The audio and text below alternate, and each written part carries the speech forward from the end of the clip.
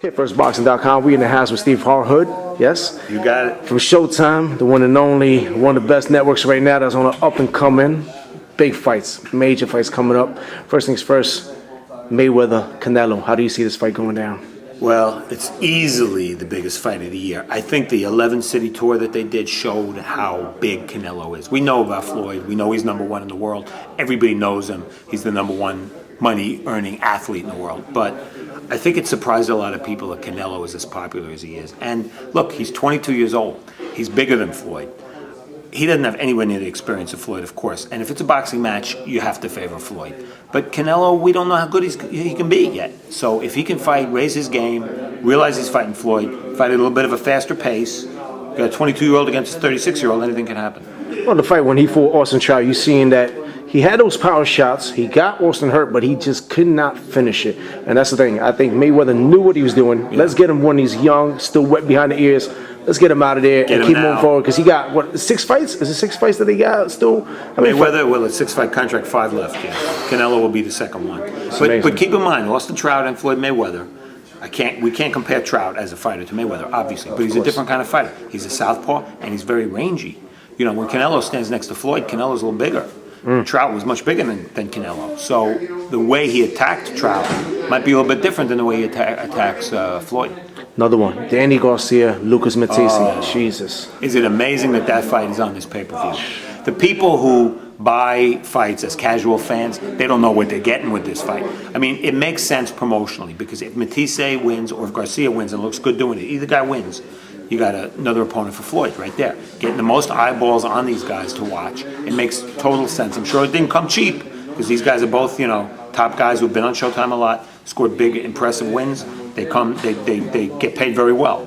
And to add that onto what you're paying Floyd, obviously, and Canelo, it's a lot of money. But it's very wisely spent, I think, because the winner is going to be in a position to be a 2014 challenger for Floyd. Amazing stuff. As we see, Golden Boy has stepped up to the game big time. They're doing a lot of big stuff here on the East Coast. For a West Coast company, you see the things that they're doing right now. I think we have 23 fights that they're doing right now with, what's the network? With Fox Sports. With Fox Sports 1, that's New right. network, yeah. Yes, and I mean, Danny Jacobs is the first fight on this one. Right. I mean, so many fighters we have here on the East Coast. At last, there's a plateau for them to shine. A lot of things. I see you as a gentleman here at the New York City Commission. I'm here at the weigh-in all the time here. You doing, always interviewing all these fighters. You've been doing this for how many years? 34 years.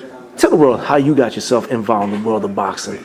Well, I got out of college. I went to NYU. I studied journalism, and I wanted to be a writer. And I didn't care what I wrote about. I just wanted a job. I applied to a lot of newspapers, got rejected all over the place. That's standard procedure.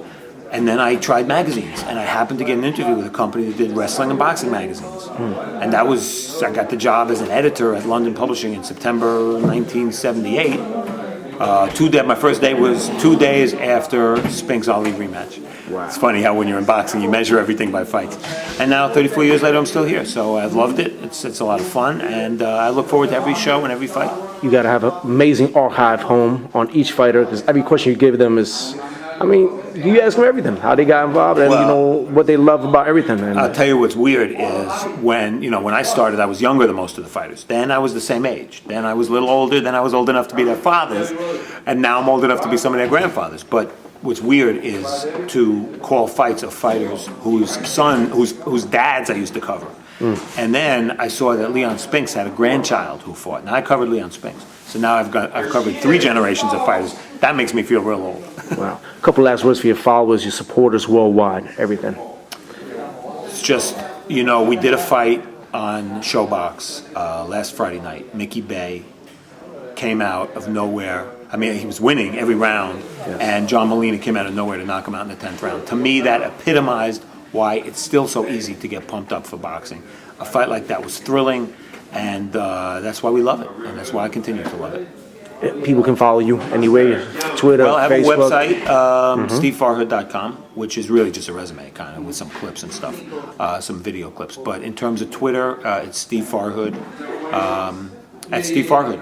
So STEVEFARHOOD, and I tweet a little bit, so that's the best way to follow. Thank you, sir. Always a pleasure. Have a good one. Thank you. Thank you. All right.